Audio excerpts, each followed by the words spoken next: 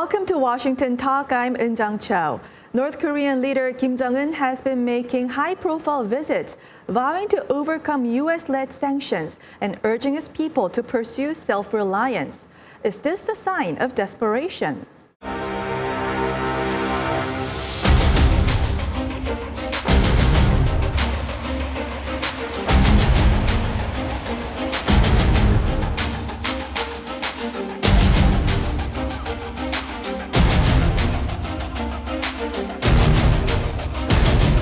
보기만 해도 기분이 나빠지는 너저런 남측 시설들을 남측의 관계 부문과 합의해서 싹 드러내도록 하고,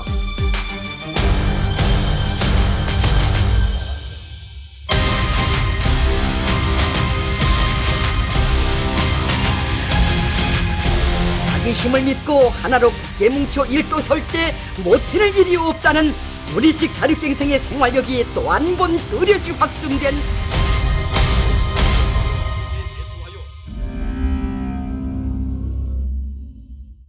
In the studio with me today, Mr. Eric Brewer, fellow at the Center for Strategic and International Studies. At the National Security Council, Mr. Brewer played a lead role coordinating the Trump administration's maximum pressure policy on North Korea. Also joining me, Mr. Scott Snyder, Director of U.S.-Korea Policy Program at the Council on Foreign Relations.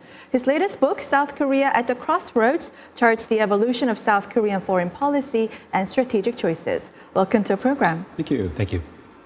Now, Mr. Brewer, North Korean leader Kim Jong-un has been emphasizing self-reliance and overcoming of U.S. sanctions ever since the breakdown of the Stockholm talks. And is this a sign of desperation?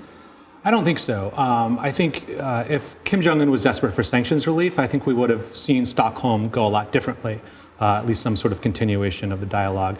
I think right now Kim sees himself as having the upper hand in diplomacy and in dialogue. I don't think, of course, does he want sanctions relief? Of course he does. But I don't think he feels the need to adjust his negotiating position right now in order to acquire that. I think he's confident, and I think right now his strategy is to slowly dial up the temperature and the heat on the United States and South Korea to see if he can soften their negotiating positions. Mm-hmm. Yeah, and I would agree with what Eric has had to say. What we've seen, I think, since Hanoi is an emphasis in North Korea since April on retrenchment and on an attempt to try to do things by themselves. Kim Jong-un has been emphasizing national self-respect and really encouraging internal efforts to try to achieve economic objectives. Mm-hmm. And Mr. Brewer, you coordinated the maximum pressure policy at the White House. So how do you see it? The current U.S. and UN sanctions on North Korea, has it dealt a severe blow on the economy?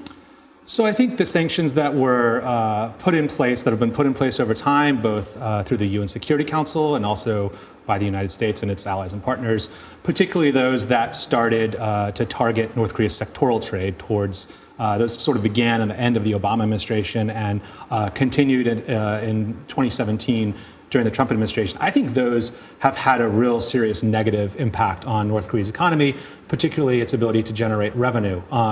However, sanctions are not self-enforcing. They are not self-sustaining. They require constant update and refinement and addition. And so I think as the United States is sort of, particularly at the top, at President Trump's level, as they've taken their foot off the gas of the maximum pressure campaign, I think that momentum is significantly less than it was before. And so I think that has, it's made it harder for the United States to go out and make the case to other countries that sanctions enforcement is important. Mm-hmm. And amid Chairman Kim's calls for self-reliance and overcoming of sanctions, North Korea's Kim Gae-gan issued a statement emphasizing the close relationship between President Trump and Chairman Kim and that will help overcome the obstacles. So does North Korea, is it saying that it wants another round of summit soon? I think this was the most explicit statement of support for a leader-to-leader level dialogue that would bypass the working level dialogue. It could mean that the North Koreans were not very impressed with what they saw from Stockholm, or it could simply imply that they believe that they can get a better deal if they can just get Trump in the room by himself with Kim Jong-un. And also, North Korea, Chairman Kim at Mount Kumgang ordered to remove all South Korean facilities. And up until recently, North Korea actually has been asking South Korea to reject foreign influence and go ahead with opening of the Kaesong Industrial Complex and the renewal of the tours to Mount Kumgang. So why do you think the opposite messaging at this time to South Korea? Well, I think that the message from Kim Jong-un to Moon is that the window is closing to be able to pursue a unified Korean economic project, which is one of Moon's big campaign objectives. And so I think that what we see is, pressure, moving from expropriation of South Korean assets, which we've seen in the past, to actual destruction and possible rebuilding of those assets. And so essentially I think that Kim Jong-un is saying, well, we're turning the page on the prospect for an inter-Korean project. We'd like to do it ourselves. I agree with Scott, and I think part of the goal is to put pressure on the Moon administration. We've seen in press reports since a response from the Moon administration talking about perhaps coming up with some way to work this out. So to that, in that sense, there's been some success. I also think, to Scott's point, North Korea knows that this project and others are priority for the Moon administration. And so I think there's some thinking if they think they can convince South Korea that these are no longer on the table, then that could also lead South Korea to put pressure on the United States to allow some sort of resumption of cooperation. And in response to Chairman Kim's comments, President Moon said that tours to Mount Kumgang are not in violation of UN Security Council resolutions in itself, but paying for those tours are. And Seoul's Unification Ministry says that it will seek creative solutions to this issue. So if South Korea does not pay in cash and somehow use some sort of barter system, is it still feasible under the current UN sanctions? I think there's potentially some sort of solution you could work that would allow some type of cooperation. I think the challenge is also not just in the sort of the letter of the law, so to speak, on the sanctions themselves, but my sense is that the United States might also not want South Korea to move forward with that at this time, or at a minimum, integrate any sort of steps that might be taken there with regard to Mount Kumgang, but also place that in the broader sequence of step-by-step process within the denuclearization roadmap that the United States is working to develop. And in North Korea's position, other than South Korea, it may seek out to China to resume that Kumgang tourism project. Doesn't China also face the same limitations as South Korea to pursue economic projects with North Korea? Well, China does face similar limitations as related to the UN Security Council resolutions, but it doesn't face necessarily the same pressure in terms of the effectiveness of the U.S. ability to impose restrictions on what China does. The relationship between the United States and China has become more adversarial, and as a result, I think that China probably feels that it has more space to do what it wants with North Korea. We've already seen China increasing tourism to North Korea. I was just in China last week, and I met so many researchers who had just been to North Korea or were going to North Korea. And so I would say that in terms of the use of tourism as a way around the sanctions regime, the Chinese are really on the front end of that and could probably find some workarounds to actually move from exchange and money flow to the sphere of investment. You know, if this were occurring in 2017, for example, I think this is something that the Trump administration would have pushed back quite hard on if it goes down this path. And theoretically, this type of cooperation or this movement of money would subject, in this case, Chinese entities to U.S. secondary sanctions. I'm not sure that is a path that the United States would necessarily go down in this current environment, because it could risk complicating or upsetting the diplomatic apple cart, so to speak. And Mr. Snyder, Chairman Kim ordering the removal of South Korean facilities, is this somehow related to the new way that he's been talking about? Well, it remains to be seen. We're still waiting to see what the new way is. But certainly it appears that North Korea is moving toward indigenization, toward a North Korean-led economic development approach.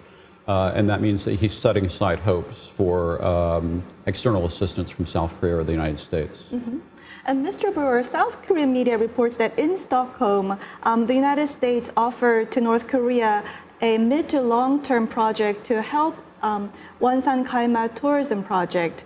And President Trump recently mentioned that there could be a major rebuild in North Korea. So do you think some sort of construction and rebuilding of North Korea is in the Trump administration's economic package? So President Trump has frequently talked about the role that the United States could play in developing South Korea's economy.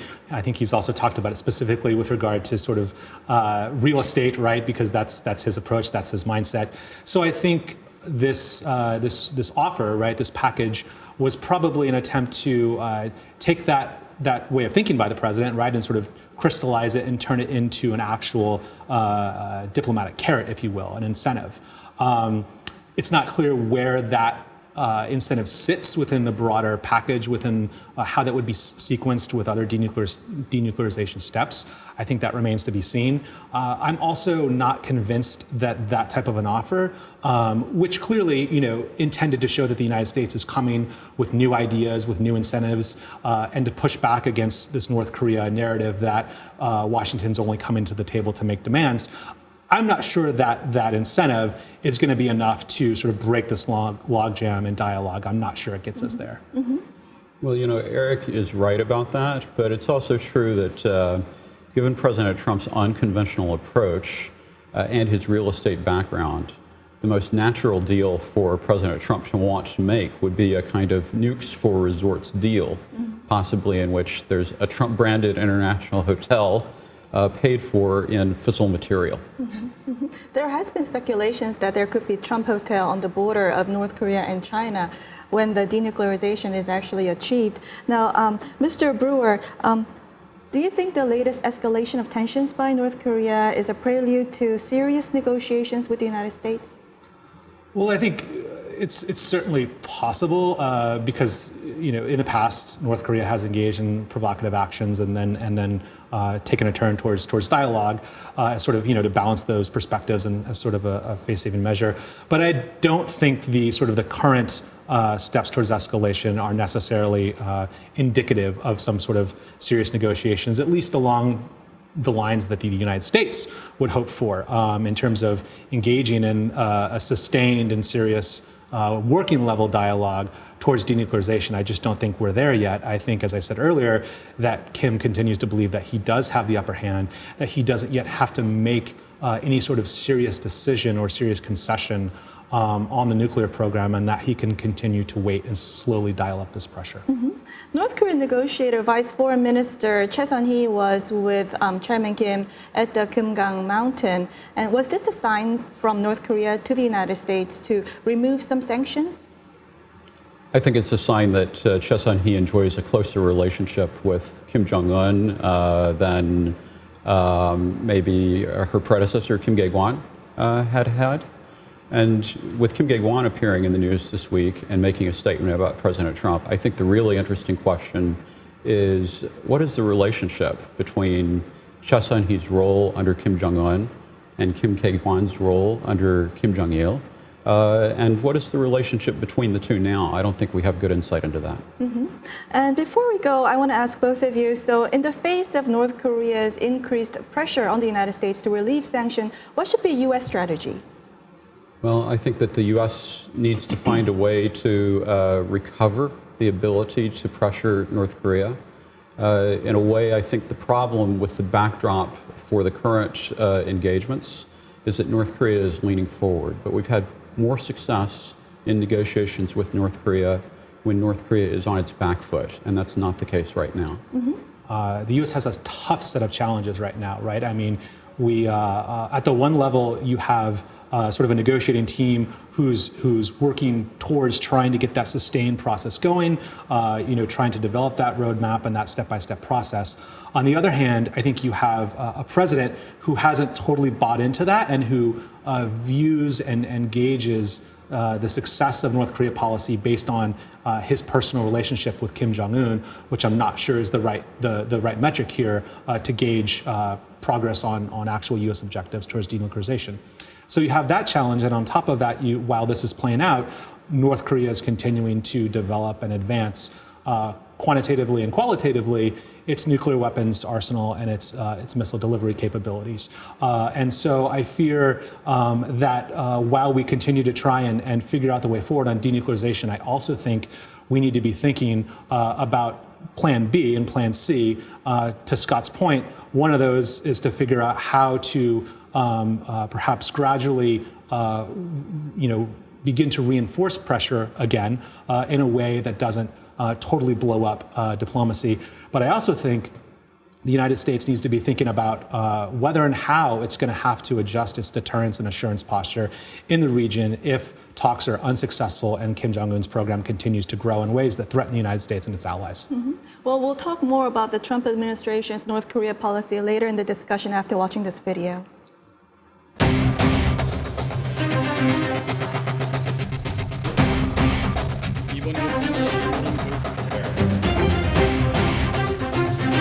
The truth is that we can't rely on failed strategies to convince Chairman Kim to give up his nuclear weapons.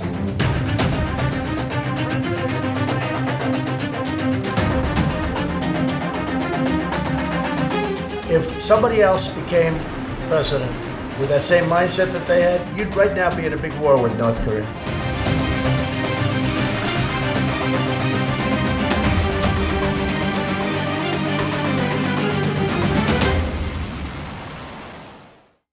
In his first statement on North Korea since the breakdown of the Stockholm talks, Secretary Pompeo said, "We can't rely on failed strategies to convince Chairman Kim to give up his nuclear weapons." Now, Mr. Snyder, Secretary Pompeo's comment, this is long-held position in the Trump administration, but how viable is this approach amid the continued stalemate and breakdown of the talks with North Korea? Well, Secretary Pompeo is obviously making a true statement. No administration wants to rely on prior failed policies in order to achieve objectives. I think the critical question at this point is whether the Trump administration is going to be adding to the dustbin of failed policies on North Korea or whether it's going to find a way to succeed. And I think that what's really in the crosshairs at this point is the question of whether leader-to-leader level dialogue as an innovation under the Trump administration can actually bring the success that we all hope for. Mm-hmm. And Mr. Brewer, other than the leader-to-leader level dialogue that Mr. Snyder just mentioned, how different is Trump administration's approach from the past failed approaches, do you think? Well, I think that in addition to the leader level dialogue, I think the relationship that Trump has tried to cultivate with Kim and that Kim has tried to cultivate with Trump is truly different, and we can debate whether that's a good or a bad thing. I think it certainly has some costs, and the potential benefits of it haven't quite played out the way we might have hoped, at least yet. I also think something that's different about this administration's approach, and this is in part because of the way the president operates, is they haven't been very good at balancing the diplomatic and the pressure tracks, right? And so in 2016 and 2017, and at least the first part of 2018, it was all pressure, right? And I think the flaw in that strategy was that we weren't very good at signaling to North Korea what they needed to do in order for some type of serious dialogue to take place. And as a result of that, I think we had sort of this sudden, sort of unpredictable pivot towards diplomacy. But now we're in this phase of almost all diplomacy, right? And so I think there's a way to better calibrate those two things. And I think doing that would, to the comment that Scott made earlier, perhaps give us additional leverage in these talks and put North Korea a little bit more on its back feet. Mm-hmm, mm-hmm. And at a time when U.S.-North Korea talks are stalemated, there are pressing domestic and international issues. So would North Korean issue be put on the back burner? Well, it's definitely got to compete for attention now with other issues. And I think what's really interesting about the most recent cases in Trump administration foreign policy, the Ukraine and the Turkey/Kurdish issue, is that in some ways they present two alternative paths that you could imagine could be appropriated by the North Koreans. One is the possibility of trying to make some kind of deal or quid pro quo, but that actually is not North Korea's strength. They're not very good at that. The other is to try to induce the Trump administration or the president to throw its allies under the bus, as appears to have happened with the Kurdish population. And there, I think that presents a more viable pathway and a possible pathway that the North Koreans may try. Mm-hmm. And in the new book, Inside Trump's White House, Mr. Jared Kushner is quoted as saying, Kim Jong-un wants to be friends with Trump, but his father told him never to give up the weapons. That's his only security. So what is revealing about this comment? So I think that's not that surprising, right? And I think that sort of crystallizes North Korea's thinking and Kim Jong-un's thinking on the value of the nuclear weapons and the inherent security risks and uncertainties in ever giving them up, right? We know that North Korea frequently points to the mistakes made by Libya and Iraq, and so I think it certainly crystallizes the value they see in that deterrent. And I think it tells you how far we have to go if we're ever going to reach a place where North Korea feels that it can make that trade-off. Well, I think that on the Trump side, the interesting thing is that it means that he's got a choice between the relationship and pressing for denuclearization. And for the president himself, I think it would be hard for him to devalue the political value of the relationship in favor of the national interest related to pursuing denuclearization. Mm-hmm. And North Korea is currently on trajectory of escalating tensions. And President Trump recently mentioned about the possibility of a war with North Korea. So is there a possibility that we could return to the fire and fury days? I don't really see that in the immediate near term. It really depends on China, I think. China is the entity that sets the ceiling in terms of the risk of renewed escalation. And it's a question of whether North Korea's provocations would challenge China's limit. Because as long as China has North Korea's back, I think the likelihood that we go back to fire and fury is low. Mm-hmm. And I would agree with that. I think the risk of going back to that rhetoric, especially from the U.S. side, is low. I think Trump likes the fact that he has a good relationship with Kim Jong-un and that they get along. I think that's something that he's going to want to continue to maintain. And I think we see evidence of that in the way in which he's sort of ignored or sort of pushed under the rug North Korean short-range missile tests and the recent SLBM tests that sort of pushed the bounds of that testing moratorium that they've agreed to. So I think he's going to continue to try to maintain that relationship. And I also think that as domestic distractions potentially heat up with the impeachment inquiry and other developments in the Middle East, Trump could pivot to North Korea because that's where he's comfortable operating, because he has what he views as that good relationship with Kim, and it could make him more likely to potentially seek out a quick win there. And to, again, to Scott's point earlier, that could be potentially dangerous in some ways if North Korea is pursuing a strategy of divide and conquer and seeing what they can get. Mm-hmm. Well, we'll have to leave it here and now move on to our next segment. Now time for the photo moment, time to look at an interesting North Korea picture. Today we have a photo of Kim Jong-un on field guidance to vegetable greenhouse farm. He stressed this farming village should set a new example, and greenhouse farms should be built nationwide. Mr. Snyder? I think what's interesting about this picture is a pretty impressive array of greenhouses in the background, and it really does suggest that North Korea is making progress in terms of using investment in order to build infrastructure that can be beneficial to North Korea's economic aims. Mm-hmm.